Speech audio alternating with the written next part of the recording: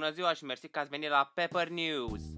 De 5 mai până în iulie se anunță furtuni cumplite care se vor răspândi în câteva ore pe întreg teritoriul țării.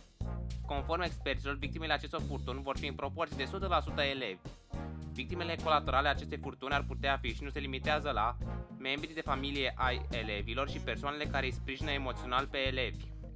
Aceste furtuni sunt numite de experți mormântul elevilor, deoarece se anunță 80% șanse de proiecte școlare supra-solicitate în volum sau calitate, individuale sau în grup, 99% șanse de ploi torențiale cu teste, 67% șanse de ascultări frecvente, 55% șanse de inundații severe cu teme pentru acasă și 40% șanse de corigență sau repetare a anului școlar.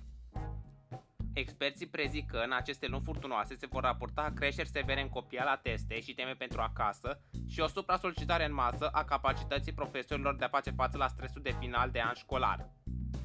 Se recomandă în această perioadă evitarea dependenței de copiat, selecționarea atentă a temelor pe care le veți face, de preferat în consultanță cu alți elevi și vânarea unor parteneri de grup care nu vă vor face experiența proiectelor de grup să fie ca un joc de Among Us.